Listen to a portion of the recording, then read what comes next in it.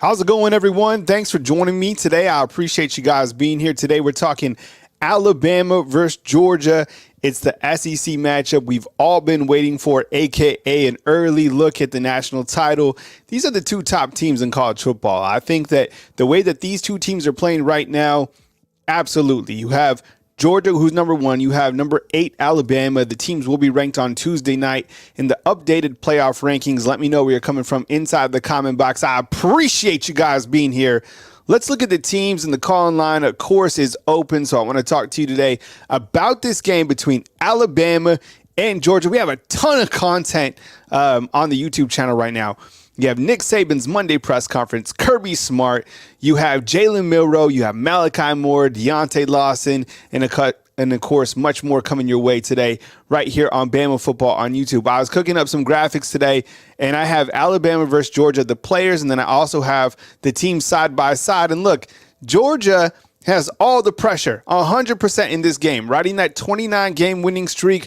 All eyes are on this unbeatable Georgia team. They've done a great job this year, but all the pressure is on them. Let's zoom in and look at the rankings, the stats. I mean, when we look to this particular game, and then I'm going to pull up the actual team rankings on kind of a side-by-side comparison, if you will. I'll get to my callers in just a minute. On the left, you got Jalen Milroe, 2,500 yards, 21 touchdowns, and 6 interceptions.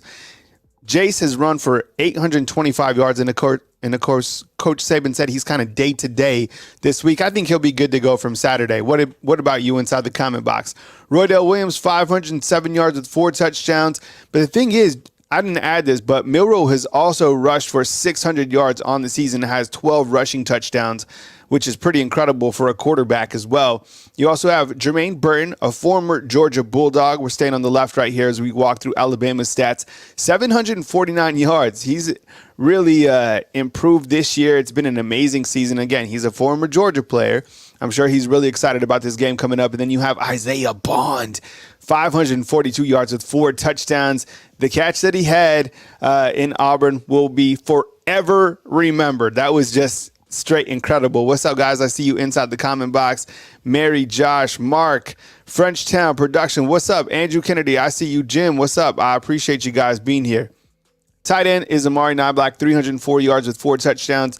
On the defensive side, you have Caleb Downs, 95 tackles, 2 interceptions. You have Jahar Campbell, 61 tackles. The growth of him has been really amazing this season. You have Dallas Turner, 46 tackles and 9 sacks. Look at these bottom stats right here. Dallas Turner, he has 9 sacks, and then you have Chris Broswell, who has 8 sacks on the year. You have Terran Arnold, who has 5 interceptions and 10 pass breakups. These guys have been playing at such a high level. Okay, so let's look to the right side of this graphic, and now let's look at the Georgia Bulldogs in terms of the players, and I do have the teams side by side. Again, it's going to look like a heavy favorite Georgia team. Of course, they're favored by 4.5, and you'll see why in just a second. So let's look at the Georgia Bulldogs statistics. These are individuals. So you have Carson Beck, who's had a fantastic year, 3,400 yards, 22 touchdowns. He's playing among the highest levels with the quarterbacks. You look at Carson Beck, Jalen Milroe, Bo Nix, those guys, Michael Penix, Jaden Daniels, all these great quarterbacks playing at such a high level at the back end of the season. And why wouldn't they? They've been doing a fantastic job. By the way, did you guys see that Tyler Van Dyke entered the NCAA transfer portal last night? There's a bunch of guys entering the transfer portal. It's moving, it's shaking. Even the quarterback from Kansas State, and you have Will Rogers. Guys are moving all over. And the crazy thing is, these guys are moving around, and they have a 1 year of eligibility. So you could look at a player like Will Rogers. He played 4 straight seasons. He has 12,000 yards, and he has 1 more year of eligibility considering the COVID year. So that's pretty wild when you look at the transfer portal. Okay, so you have Edwards, who has 800 yards and 11 touchdowns. Mindle, this guy, Milton, he is a problem, 100%, 655 yards, shined against Georgia Tech with 10 touchdowns. You have Lovett, who has 552 yards receiving. And then you have Lab McConkey. I didn't add him here because Jack Saint it has more yards than him, but of course he is going to be a vertical threat as well, 472 yards with 4 touchdowns. And then one of the best, if not the best player in all of college football. If Alabama doesn't have Jalen Milroe, if he's not the best player in college football, then probably Brock Bowers is, and certainly at the tight end position. He didn't play against Georgia Tech. I think they're saving him, and rightfully so. He had the tightrope surgery. He'll be good to go. 661 yards and 6 touchdowns. And you want a player like Brock Bowers to absolutely be 100% healthy in a game like this. You want to get Georgia at their best. And for a guy like that, I mean, think about how hard he's worked to get back to this point. I can't wait to see him play. He's a great kid and an absolute monster. And just as Kirby Smart said yesterday, look, he's like, don't talk to me about playing in Auburn. Whatever the score is, that's a challenging place. Remember, Auburn was leading Georgia in that game when they played earlier on in the season at Jordan-Hare Stadium 10-0. We continue to look at the Georgia Bulldogs stats. Smith at the safety position has 63 tackles and 4 interceptions, which leads the team. Modern has 60 tackles and 3 sacks. You don't see an overwhelming amount of sacks from one particular guy on Georgia's team. They kind of have a variety of guys that will get to the quarterback. But these are kind of the telling stats when you look to the individuals. Now, look at this, okay?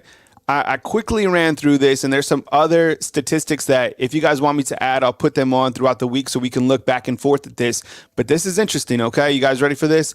These are the side-by-side comparisons on the statistics that, I put this together in like 10 minutes. So it is what it is. But if you guys want to see more stats or there's a stat that you guys want to see, I will add that. Okay, so again, thank you very much. I'll get to my callers in just a minute. Hit the thumbs up, like, subscribe. I appreciate you guys being here on Tuesday, November 28th, just a couple days away from the SEC championship game. Okay, so look at this right here. Okay, side by side, the the check mark represents the team that has the edge. Georgia on the right, Alabama on the left. Okay, so let's kind of walk you through it. So the scoring offense up at the top left for Alabama, number 17 overall. Compare that to the right scoring offense for Georgia, number 9 overall. Total offense, number 48 for the Alabama Crimson Tide, and total offense for the Georgia Bulldogs, number 6 overall, right? So they have the edge in that category. And I think that when you look to these two teams head to head, Georgia certainly has the edge in these categories, but Alabama simply playing at a really high level, especially in the back end. Okay, so passing offense, that's where I'm at. Alabama is number 57 overall. Passing offense for Georgia, number 8 overall. Passing defense, Alabama, number 15 overall. Georgia, again, number 12 overall. Rushing offense, number 44 for Alabama. Rushing offense for Georgia, number 30 overall. Rushing defense for Alabama, number 23. And that's where they have the edge over Georgia, but just by 3 spots. And I think a lot had to do with even last week as Auburn was able to rush for 244 yards on the Alabama Crimson Tide. Third down percentage, Alabama's been money on third down. They really weren't last week, as they were 6 of 16 against Auburn, but still number 12 overall in the country. Compare that to Georgia, number 2 overall. Red zone offense, Alabama number 10 overall, number 19 for Georgia. They have the edge there. And then I was interested to see these two stats at the bottom of the screen. Okay, check this out. Red zone defense, number 55 overall for Alabama. Okay, that's not very good, in my opinion, but look at Georgia's red zone defense, number 111 overall. That's crazy. They're at the back of the bus in that. But on the flip side, this next stat is really scary. Now, I know that Alabama's offensive line has really been improving. In fact, Caleb Downs, who was a freshman at Alabama, was the co-SEC offensive or freshman of the week. I mean, the guy is really transformed, and you saw that footage, and I'll add that to the screen as we take the calls about the Alabama offensive line working without their helmets. I thought that was a really great shot of these guys getting after it. I'll play that in just a second. But Alabama this season, they've allowed 39 sacks, which is among the worst in all of college football. Literally, the 126 teams or whatever, they're at the bottom.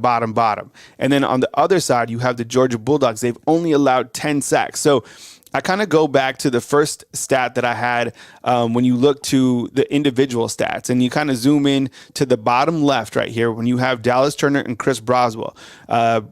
Broswell has 8 sacks and Turner has 9 sacks. I think it's instrumental that you're able to get to the quarterback in a game like this. You have to be able to get to Carson Beck, and you have to put pressure on him. I think Georgia does a great job spreading the football around. You know that Brock Bowers is going to be good to go. You know that Ladd McConkey is going to be good to go.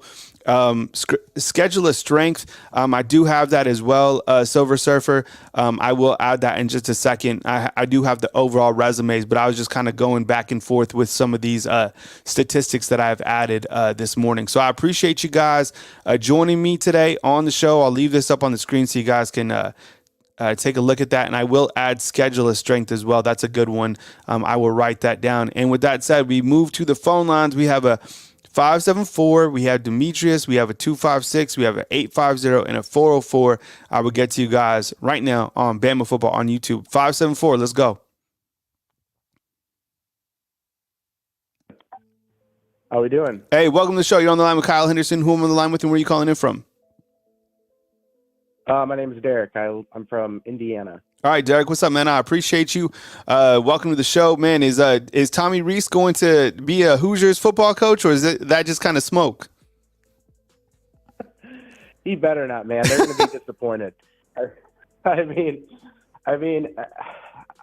think at the beginning of the year we were all pretty frustrated with the play calling, with the lack of creativity. But I think once we were able to get Milroe running, we were able to have actual design running plays for him.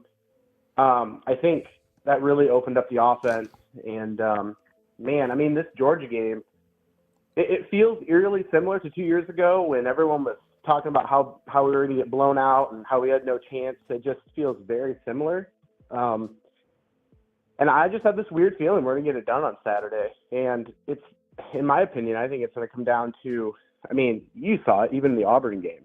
Like, dude, just run. Like, I know he was running more and he has been running, but ever since we started running more and he actually started going instead of waiting, our offense has been clicking.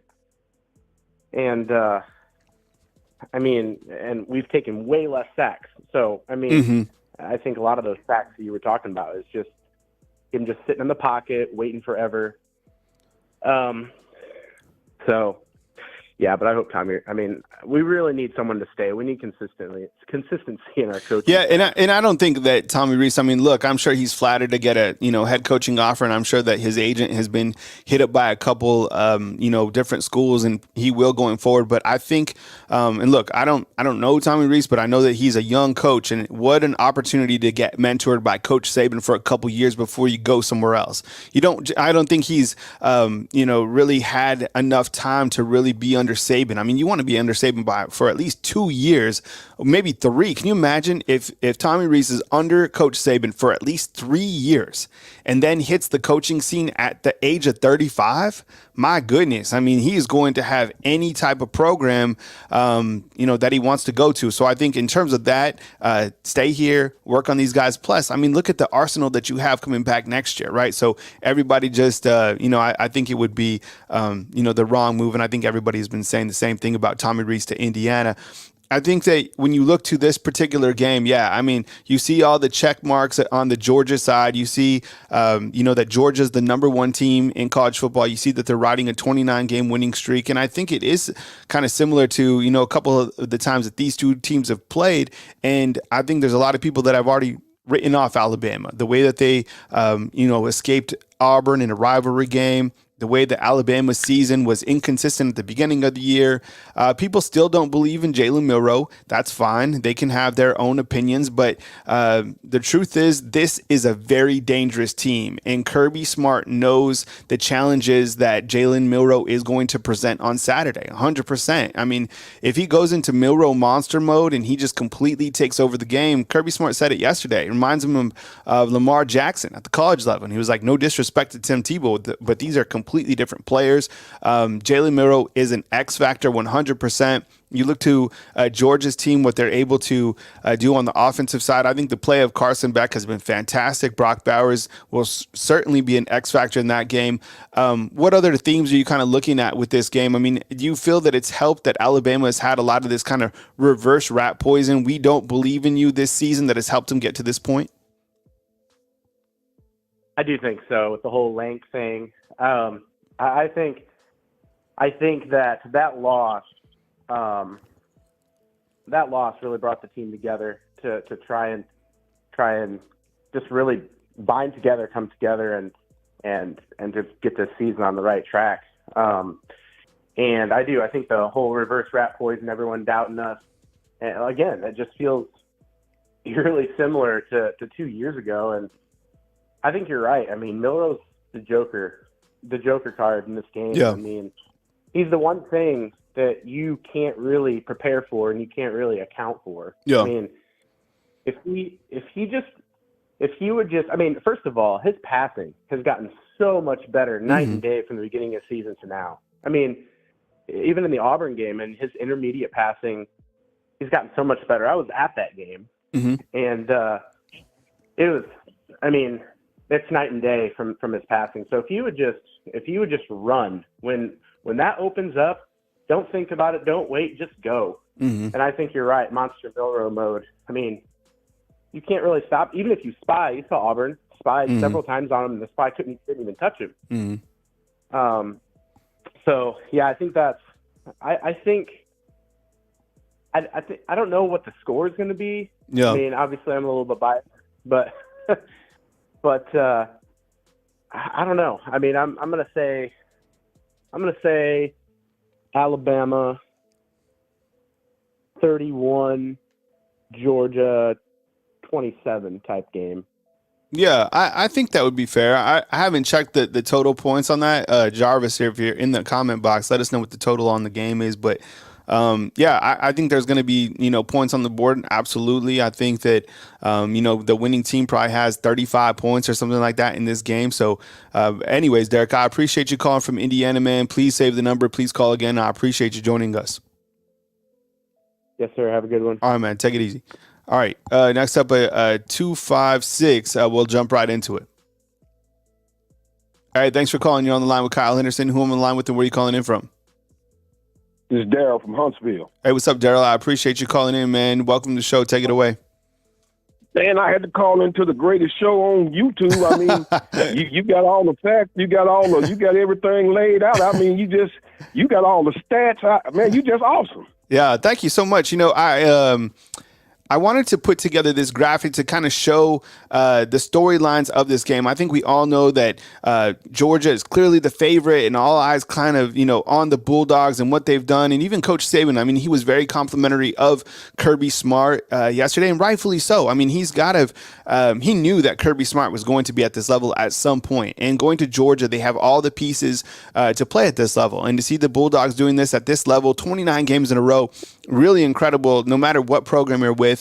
So when the stats are laid out, Georgia is the clear favorite, and they have all the pressure, 1,000,000%. And that's kind of the thing that I want to see in this particular game is if Alabama is able to take it to this Georgia team that is really, the clear number one in college football. What is the playoff committee going to do if Alabama is able to beat Georgia? But anyways, those are kind of my thoughts. I appreciate you joining the show. What's on your mind when you look to Alabama versus Georgia? When I look at Alabama versus Georgia, the first thing I look at is, again, I'm a disciple from the old school. You got to run the ball. You got to stop the run. You got to be able to run the ball. You can't. I'm not talking about 2 yards. You got to get at least 4 yards to carry. That's a telltale sign. We can do that. We're in the game. You got to be able to keep them all balanced because Kirby's defense, they're going to blitz somebody every down. Every down. They bring pressure every down. So we got to be able to pick that up. We got to replace when the guy blitzes. You got to replace him and get him open instead of the 2 yard pass. You got to put the ball on the money where it's 5 yards, 7 yards. Run after the catch.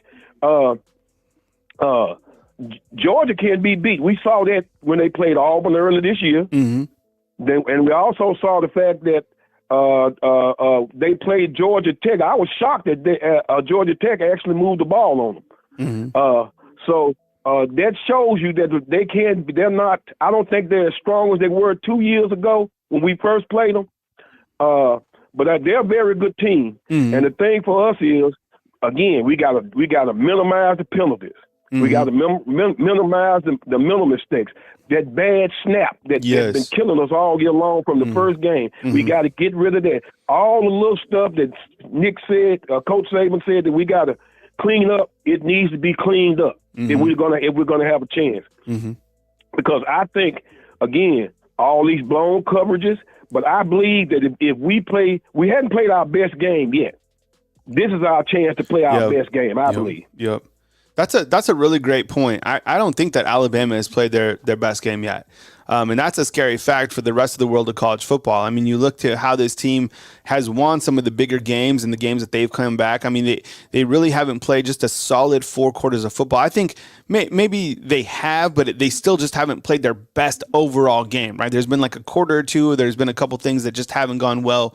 But the one thing about this team that I love is the fact of that they have resiliency, that they have fight, that they have hunger. I think a lot of the rat poison, I think the reverse rat poison that this team has had, and what I mean by that is nobody has thought that this team was going to be at this point. Nobody thought that this team would have a shot to get in the playoffs. So many teams wrote this team off, and you see that still in the college football playoff rankings with them sitting at 8 because people still don't believe in this Alabama team. So there's so much at stake in terms of this particular game, the SEC title game, but I think even going forward, because people want to see, can Coach Saban, does he still have his fastball? Clearly, he's proven he does.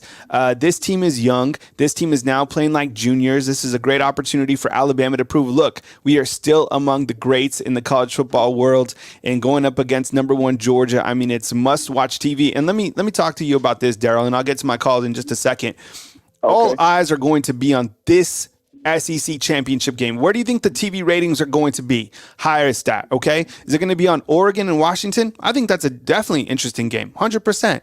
Is it going to be on Michigan and Iowa?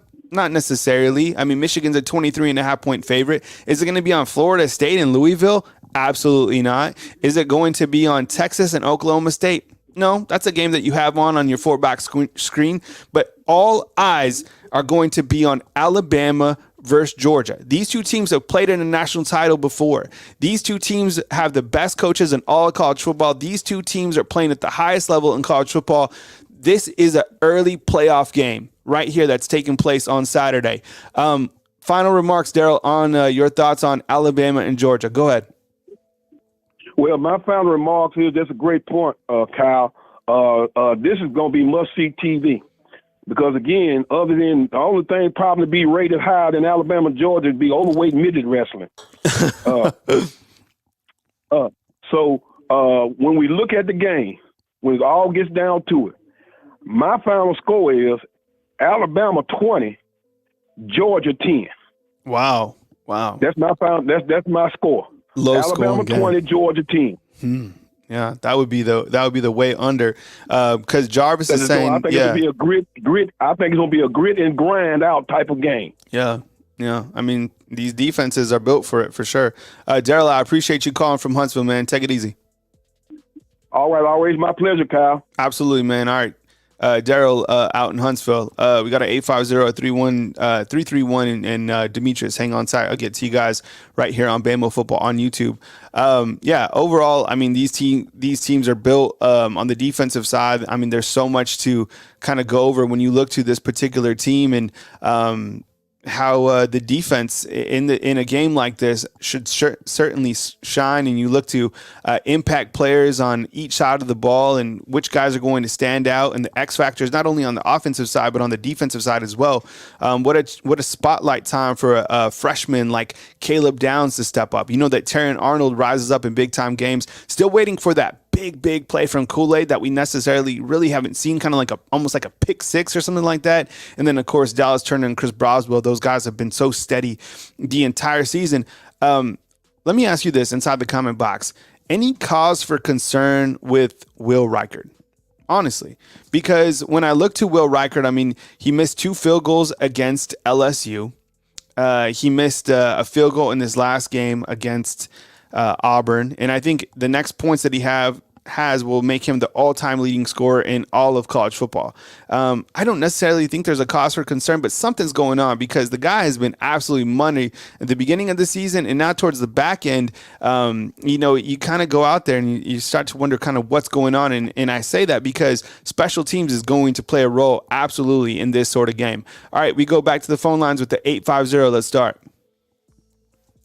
Hey, thanks for being patient. You're on the line with Kyle Henderson. Who I'm on the line with and where are you calling in from? Hey, Kyle, it's Parker from Pensacola. Hey, what's up, Parker? I appreciate you joining, man. Welcome to the show. Oh my God, that 4th and 31 on Saturday, I mean, that was just, I look back at that play on YouTube and go, did that happen?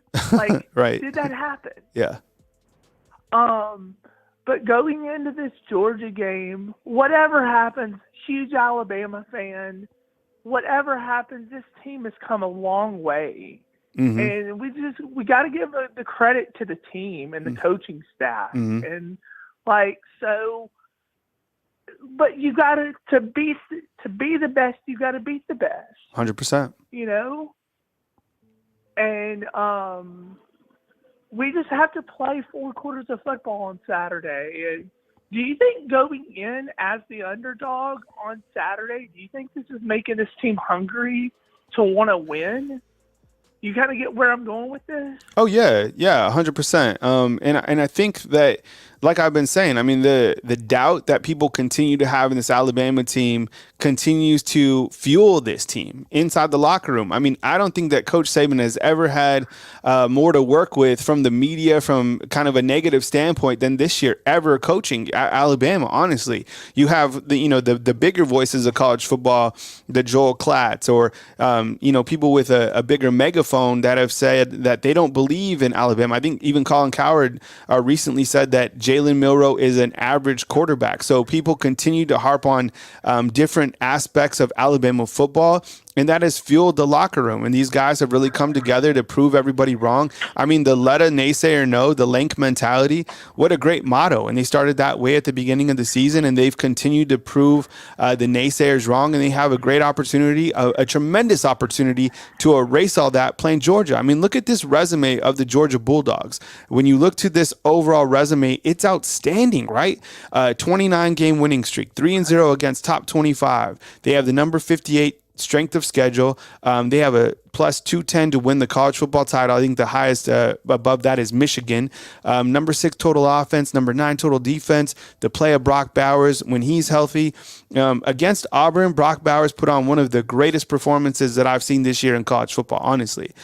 So Georgia has all the pressure. This is a great opportunity for Alabama, and people have continued to doubt, and Alabama has another chance to go silence them for sure. What else is on your mind, Parker? Now, do you think, I mean, I know stuff has to happen a lot, but do you think that if we get the job done on Saturday that we deserve to be in the college football playoff because we beat the number 1 team in the country? Well, basically the number 1 team in the country for the past, I don't know how many years, I lost count. Yeah, I mean, just give me 1 second. I'm going to pull up this video for everybody to check out. I do believe that Alabama does. If they're able to beat the Georgia Bulldogs, then 100%. I think that the reason is because you go in and you beat the number 1 team that has been ranked in college football, for the last several weeks at the number 1 spot. You saw the number 2 team fell, and that was Ohio State. And you looked at Georgia's overall, and that's why I think that Alabama gets into the playoffs, is because the overall resume of Georgia is just so strong. Now, I'm curious to figure out if Alabama is able to beat Georgia, does that put Georgia in as well? And then you have 2 teams from the SEC inside the college football playoffs. I mean, I think that could certainly happen, despite the logjam of all these teams kind of at the top, because I think at the end of the day that this game on Saturday will showcase that these are the 2 best football teams in college football. So 2 teams getting in, I think is realistic from the SEC. I know that the committee has been heavy on the Big Ten and the Pac-12, but I kind of like the chances of, Alabama certainly getting in if they're able to beat Georgia. And I do like Georgia's chances as well, just because of their strength of their resume. 35-31 Bama. 35. I love it. I love that score, honestly. I mean, that goes over the over, and that would be amazing. Did you guys check this out right here? Like, okay, this video that's playing, the players yesterday, Alabama sent this footage in. The offensive line, they were practicing without the helmets. Such a great B-roll clip. And I think if you keep your head up from an offensive line standpoint, you have a better idea of it has something to do with technique. So our offensive line coaches get inside the comment box, but definitely something to check out. Anything else, Parker, before we move to our next caller? That's it. I gotta head to work now, but I just saw y'all go live and wanted to jump in on this. So I appreciate you, man. We just got to go out and play big boy. We just got to go out and play big boy football. All right, man. Take it easy, Parker. Call again next time, man. All right. Roll Tide. Roll Tide to you. That was Parker, Pensacola. All right, we got a 331 coming up next right here on Bama Football on YouTube. I appreciate you guys joining us, whether you're an Alabama fan, a Georgia fan, or just a college football fan in general. Hit the thumbs up, like, subscribe. Tons to check out when you look to not only our YouTube channel, but, the transfer portal has been heating up, and it's exciting to track which players are getting into the transfer portal. And I know that you guys, everybody saw the footage yesterday from Texas A&M when they hired Mike Elko from Duke, and everyone kind of gets around, and afterwards they're kind of doing like the seance stuff. Like, this is the thing. This is my deal on Texas A&M. Look, you can absolutely win there, 1,000,000%. You have all the money in the world, but one of the things that the AD says, they want to change their culture, and they want to change kind of the way that people view Texas A&M. And I think that people looked at Texas A&M and they laugh at Texas A&M. Doing stuff like that makes you laugh at Texas A&M. The whole like Aggie cheerleaders, the guys like doing the stuff on the side, that like those type of things, I get it. There's a reason for tradition, but some of those things need to be altered because that is going to hurt you recruiting wise. 1,000,000%. I get it. You can buy all the recruits you want, but overall, from a program standpoint, right now the relevancy is you are a laughing stock, and doing stuff like that is laughable. So changing that stuff from the ground up. I mean, that was a great opportunity yesterday. Just like, look, this is our head coach, and we're going forward with it. Not this whole like back and forth. I mean, that was a bad look. So, and everybody's still laughing at them, right? So that was really strange. You imagine Nick Saban after doing like the whole dance and stuff, like that stuff don't do that. Anyways, we go back to the phone lines with the 331. Hey, I appreciate you calling in. You're on the line with Kyle Henderson. Who am I on the line with, and where are you calling in from? Yeah, I'm calling in from Chicago, Illinois. How you doing, Kyle? Good, man. I missed your name. We've talked before. I know this. Yeah. My name is Delvin. All right, Delvin. Listen, what's up, man? I appreciate you being here. No problem. I just want to say this too. Sometimes we get into statistics and we get into players. I think it's a philosophy difference in why Georgia now is number one and Alabama is sort of slipped. And let me tell you what I'm talking about. It's a blue collar versus white collar.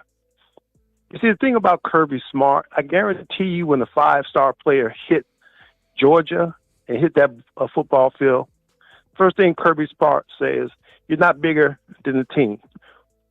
If you're not here to win championship for the Georgia Bulldogs, you can go somewhere else. Mm-hmm.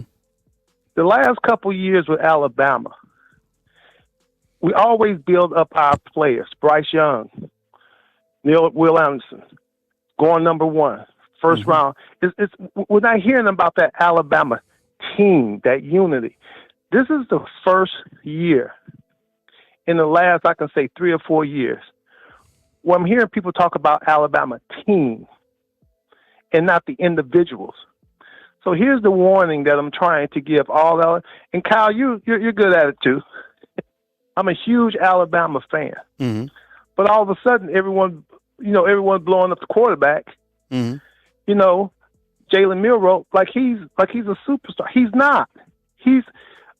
If you look at his technique, if you look at the decisions he's making on the field, he's a young, budding superstar who next year, he's going to be Heisman Trophy. He's going to be looking at all these awards and everything. But let's keep him humble. You see, when we start talking about how well he runs, how well he doing on the field, you see, it goes to his head. Like, this is what Nick Saban is talking about, rat poison. Let's stop blowing these Alabama, like Kool-Aid. I hear people talk about Kool-Aid haven't done anything this year that I can really just sit there and say he should go number one in the draft. So I'm more talking about the philosophy of Alabama getting back to that blue collar. Like when Kirby was at Alabama, notice the difference between the way Alabama used to play versus how they play with the finesse now. If you look at the Georgia Bulldogs really plays like Alabama used to play. Fundamental, hard-nosed, straight up, mistake-free football. Do you agree with that? I think when you look to the blue collar look, I think everybody's in favor of that, and that's kind of the mantra that Nate Oates has taken with the basketball team. But I think with football, you're not going to get that anymore because of NIL. I mean, look at the chains that these guys are wearing at the press conferences. Look at the chains that these guys have. These guys have so much money right now that it's never going to be that blue collar overall mentality. That's why I think it's so amazing that Coach Saban's able to get these guys to play as a team rather than individuals. Still, even with all this money floating around in front of these guys, because there was a time where these guys didn't have those NIL opportunities. Now everybody has them. So I think the whole blue collar thing has certainly left the building, but you can still have that mantra and that mentality to work hard and play for something big. Now, it's going to be interesting next year to see how Alabama fares. Granted, they've had some success this year. Now, they haven't reached their ultimate goal, and that's winning a national title game. But, can you imagine? I mean, if this team does put together a national title game, all the rat poison that's going to be on this team next year. So, I get it. You hype up a Jalen Milroe because you see the transformation of him. Is he a finished product? Absolutely not. We all know that. I can't wait to see where he goes from that. People, I think, are just excited about him as a player and what he's been able to do. And I think that people who have really been integrated in watching Alabama football, I mean, that 4th and 31, that was a great opportunity to be like, yo, can you throw the football or not? The dude puts it on a rope, 4th and 31. That silenced a lot of people. What else you got, Delvin? Well, but that's what I'm saying, exactly. But I think that, if we look at Auburn, 2 touchdowns was called back. But I just really want everyone to look at the philosophy, last year, we had the number 1 quarterback in the country. We had one of the top defensive players in the country. The year before that, the same thing, But remember when Mac Jones was quarterback, how he just really had this straight up approach. I'm going out there to do a job and do a job well. Yeah. I'm not going out here about, posing after I score a touchdown. It was about basic. I'm out here to get the job done. Yeah. It seemed like when Alabama, it seemed like the humble teams are the ones who win championships. The ones that we underestimate. That's why I'm so excited about this year's team, because in a way, a lot of people put us as the underdog. So if we can go out there and play head to head, because it's SEC football. When you have SEC football teams playing each other, throw everything out the window. It's even. As far as I'm concerned, Alabama and Georgia is even. It's the Jalen Milroe hype. The fact that I'm just saying, let's slow up on this kid. Let's let him develop mentally. It's not just physical; it's mental too. Before we turn him into the next whoever, So that's all I have for you. Well, I appreciate you calling up from Chicago. Please call again. I enjoy the dialogue that you bring to the show, honestly. So, Delvin, call again, and appreciate you, man. No problem. All right. Delvin calling in from Chicago. Next up, we got Demetrius. Hey, Demetrius, thanks for being patient, man. Welcome to the show. Hey, good morning, Kyle. Roll Tide. Roll Tide, team, man. What's on your mind? Take it away. Yeah, I can respect some aspects of that last caller. He hit on some couple good points. There's a couple things I respectfully disagree with, because it ain't in a given year we can have like 90% of our coaching staff gone. And that's a big knock. They don't know the team have to. They were coordinators, next man up on their coordinators. We serve to replace everybody, and that's just the way it's been for us for the last few years. And one coach can't get to every position group and every player to get them properly coached up. Well, you're going to have the coach. We see it time and time again. Coaches coming up, they're just looking for, that's just someone on their resume so they can move to the next job. But back to the Georgia. I'm convinced, Kyle, that Kyle Henderson University can play Georgia, Ohio State, Michigan, your Clemsons, your Texas, and get beat 77-0. But lo and behold, they play Alabama, and the windows of heaven open. It's sent down from a dove. They'll score 24 points to have the best game of their life. And it frustrates them. Regardless win, lose, or draw Saturday, hey, them Georgia plays a cupcake schedule and for a reason. Mm-hmm. Nick Saban decided to take on the challenge and play a top Power 5 team during the at the beginning of the year to see where you at. Them Ohio State and Georgia's ain't gonna do that because they ain't want to take the chance of getting beat. Mm-hmm. Anyway, you got the stats up right here on the screen. Mm-hmm. That's a bunch of baloney. Because simple fact, look who Georgia. They've been practicing all year. Clemson pulled that same nonsense over there in the ACC all year long. Ain't play nobody. Practicing, looking to see what.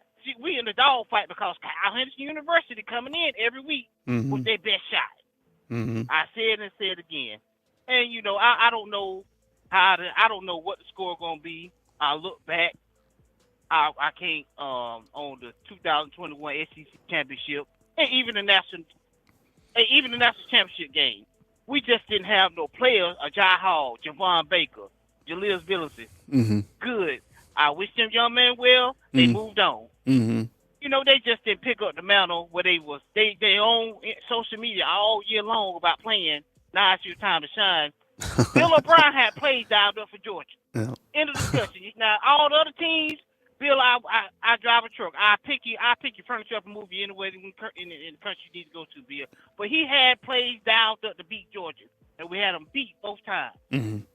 And you say what you want to about Nick Saban has had to change his coaching philosophy. It ain't up in the players' face. You don't have these young men are not the same no more. We can just be in their face. In NIL deal and all this transfer portal, you can do anything you want to. Let's attribute that to Nick Saban. All this, the way you look at it, all this attributed to Nick Saban trying to stop Alabama.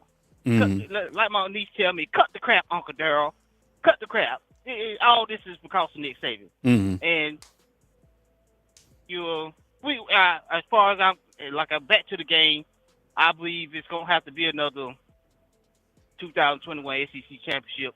Jameson Williams, somebody gonna have to show out. Now we this not like the national championship game 2021. We got some freshmen, underclassmen that come in. They waiting, chomping at the bit to get in there and show what they can do. Mm-hmm. Tommy Reese, now's your time. Hey, they pay you a good salary. You at the right program. Now's the time to shine. Mm-hmm. Yeah, I'm waiting to see. Cause Miller, Law, they can create problems. I do believe our back end is kind of shaky with Key.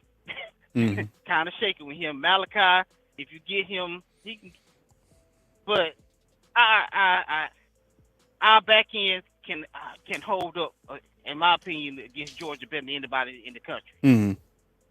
And the trenches is where I want to see Keenan and Otis, Rick Havoc, and everybody play with proper discipline. And like Coach Sean said Sunday on the show, which Jalen Milroe going to show up? Is it Peyton Manning going to show up?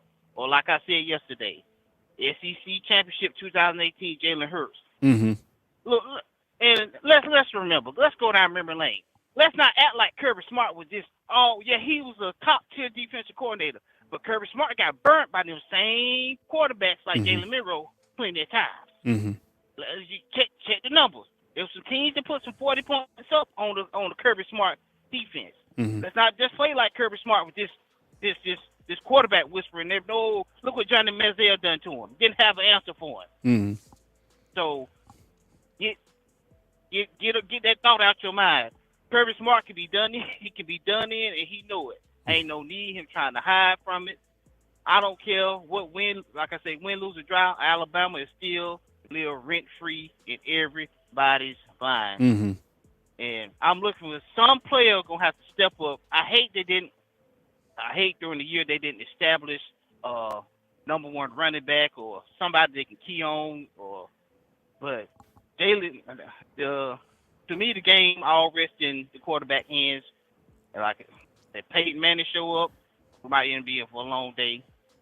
But if the Jalen Milroe show up, that we know he can be, he causes too much of a problem. Georgia does not have the athletes to really, and Kirby Smart have never been able to contain a quarterback on that level. Mm-hmm. Even though he beat Deshaun Watson the first time, look what Deshaun Watson done to him, Alabama, that first national championship. Mm-hmm. He torched him. If it wasn't for a couple special team plays, game would have went another way. So cut the crap with this Kirby Smart. He's level-headed, and hey, when you play over there in the SEC East, that's why your Floridas and Tennessees, Josh Heupel and all these. What?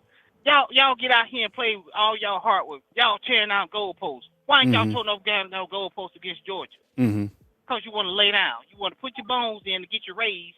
You want to get your raise off of Nick Saban. I mean, so that's all I got. I'm waiting. I'm waiting patiently Saturday. I'm waiting after the game, after the young men win, so I can go troll some Georgia websites, Uncle Lou. Or this. I mean, when did Georgia become a dynasty? What is this dynasty nonsense with these Clemsons in Georgia? Y'all win a few national championships. Get past number 10 and get to talking about that. I mean, hey, Demetrius, I got to move to my next caller, man, but I appreciate you, man, I'll catch up with you next time, okay? All right, roll tide to you, man. All right, Demetrius calling up. He was hot, man. And look, the thing about the dynasty, like he was saying, is like, when did they become a dynasty? Well, they have won 2 in a row. And that's kind of like what's at stake when you look to these particular teams playing this weekend, because I don't think that when you look to the rest of the college football world, I don't think there's a team other than Alabama that can beat Georgia. So, Georgia gets into the playoffs and Alabama doesn't, then I think it's, Georgia to win. I think that Georgia's a better team than the rest of the field in college football other than Alabama. And I think that these two teams, this is the college football national title taking place this Saturday. Who knows? I don't know how the playoffs are going to shake out. I wouldn't be shocked, I said, if 2 teams from the SEC don't make it into the playoffs. And if they do make it in the playoffs, they're not going to be seated on the same side. They're not going to play again right away. So who knows? Maybe they play in the title game again down in Houston. That would be amazing. We go back to the phone lines with the 816. Hey, thanks for being patient. You're on the line with Kyle Henderson. Who I'm on the line with, and where are you calling in from? Hey, Kyle. I'm Tyson. I'm in Huntsville, Alabama. And I know they got the 816 area code, lived in Kansas City for a long time. I got you, man. Yeah, welcome to the show. Yeah, go ahead. Thank you so much. I want to, first of all, tell you how much I appreciate your respect for the caller. And you're very courteous, and I appreciate the humility. And I love the stats and all the screenshots you do for that. I think that's pretty cool. Cool. Thank you very much, man. Go ahead. Things I wanted to. Yep. Oh, yeah. I'm sorry. Trying to be conscientious of the time. I wanted to talk about Tommy Rees for a second and ask you and kind of pose a question. So I think Nick Saban is probably pretty smart about who he's hiring, and I don't think he's looking to just hire guys to go on to another team. But I think he's probably looking for a young offensive coordinator, maybe that he could groom to fill his shoes one day.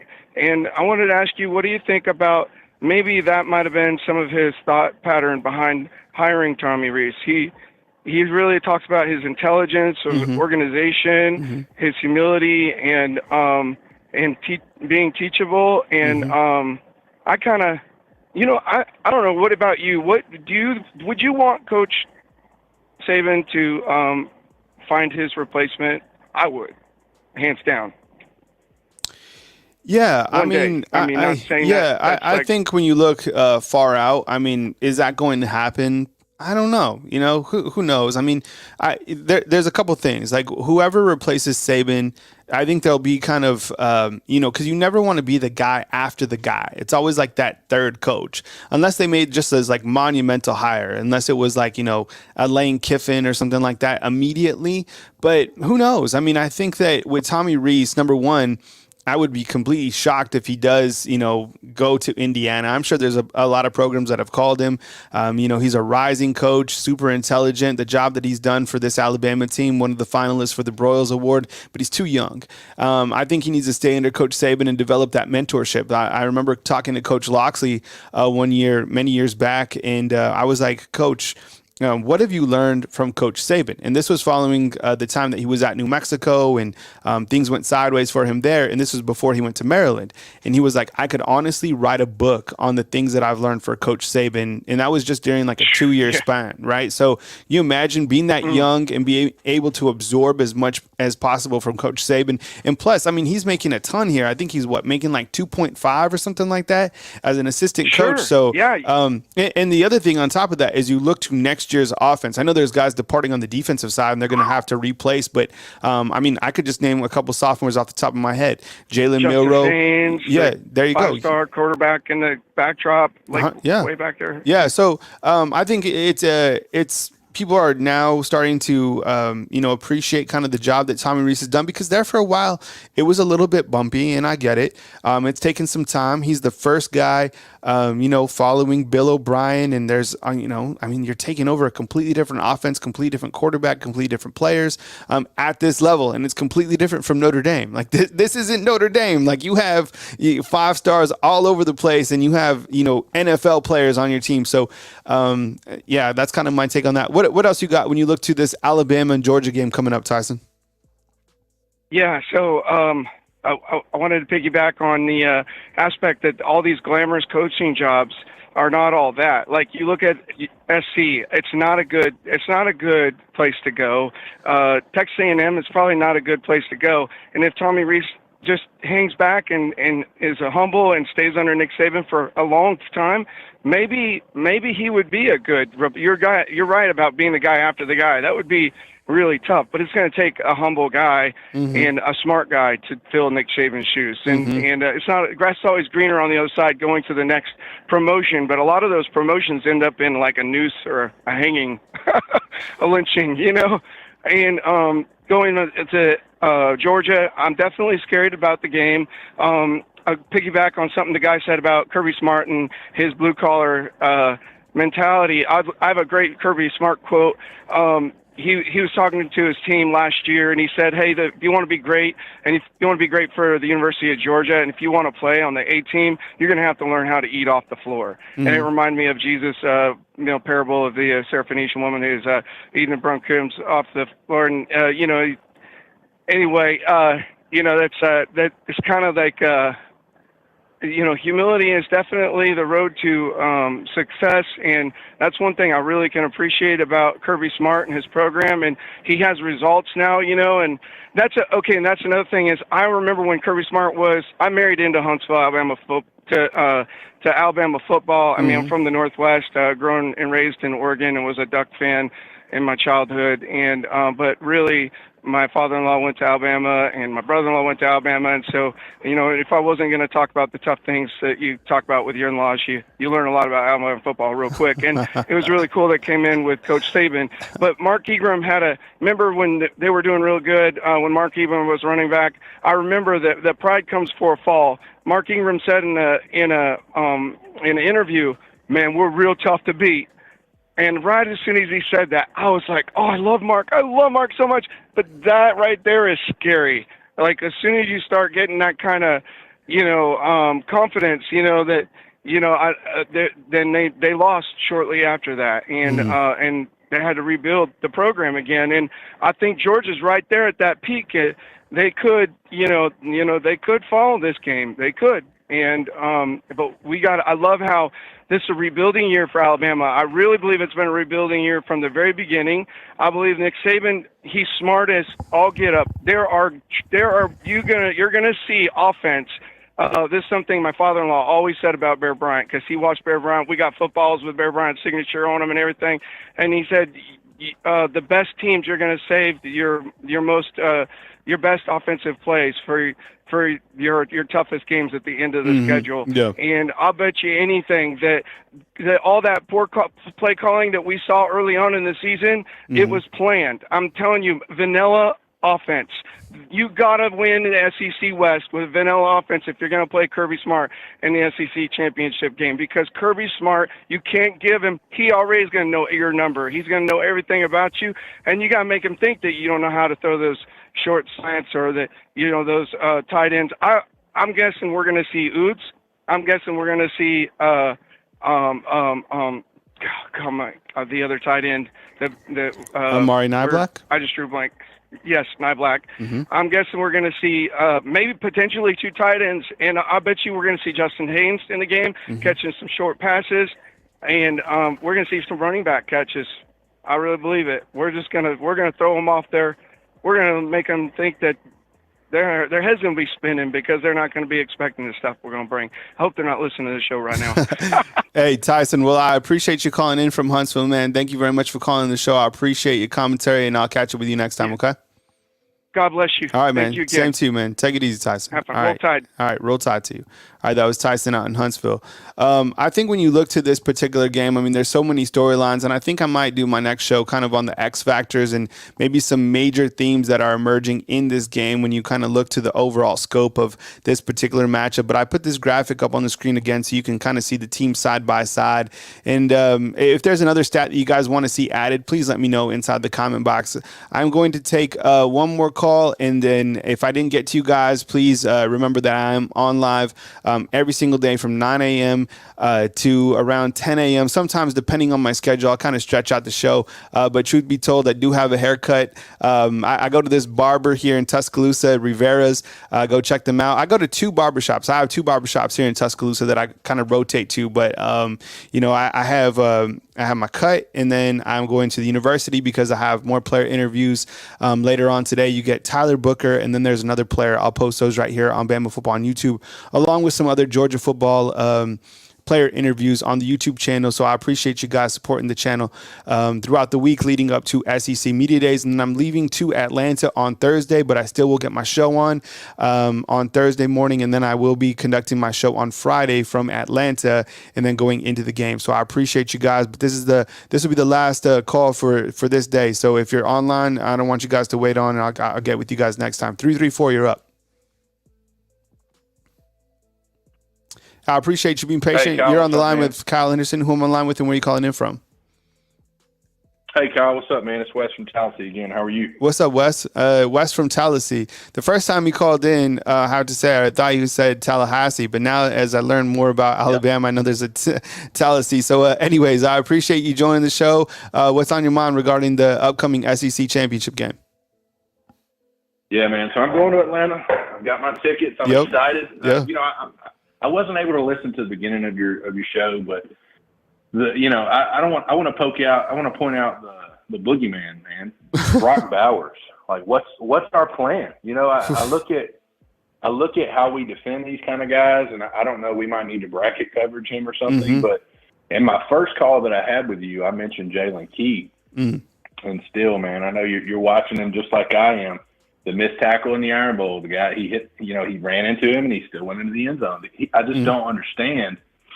I guess Devontae Smith hasn't played enough to I guess warrant the start over him. But I'm kind of worried. I know that's exactly what they're going to do. They're going to move him around. McConkey, the same thing. I think it comes down to how we play on defense. And as far as the offense goes, I think we need to kind of spread them out, kind of like we did with Bryce. Mm-hmm. Put the receivers all over the place, motions, all that kind of stuff. The stuff that we developed throughout the season and done way better. But I just don't. I don't know, man. I don't want to be a negative Nancy, but anytime I watch this kind of game with Georgia, for anybody that has elite receivers, they run rub routes. They run these routes that we just never cover. Like the flats are always open. Mm-hmm. I think Georgia really has to. Like we really need to figure out what we're doing with this guy, because if you cut the head off the snake, I think Brock Bowers is the head of the snake, to be honest with you. Now, their offensive line is very impressive that they have. So our defensive line has got to show up. We got to put some pressure in that guy's face. The thing about it, okay, I'm going to ask you guys inside the comment box, okay? Here's a trivia question. This is today's trivia question. All right, how many times was Malik Neighbors, and I know he's a wide receiver, but how many times was Malik Neighbors targeted when LSU and Alabama played? I'll give you guys a few minutes to go over that. Okay, don't look it up. If you guys know, you know. I've said it multiple times on the show before. Okay, Malik Neighbors, how many times was he targeted? The reason I asked that is because, look, just like you were saying with, hey, that was a nice guess. It's not 18, but there you go. All right, so people listen. All right, 17 times. That was quick. Nice job. And the reason I bring that up is because in this world, and I like that stat, look, get the ball to the most dangerous player. And I think that if you are Kirby Smart and if you're looking at this particular game, you have to get Brock Bowers the football as many times as possible. He's eaten up Alabama before. You saw that how he was able to take over the game. If you really want to get scared, go watch the Auburn game when Georgia played Auburn. Fast forward through the first half and just watch the end of the third quarter and the fourth quarter. Honestly, it was probably one of the best performances of the entire season. He was making one-handed catches, contested catches across the middle of the field. The guy's almost unstoppable. So when you're a Malachi Moore, when you're a Caleb Downs, when you're a Jalen Key, and you're playing bracket coverage or you have a tight end like this, it's going to be very challenging. Coach Saban was asked about what do you do against a very difficult tight end.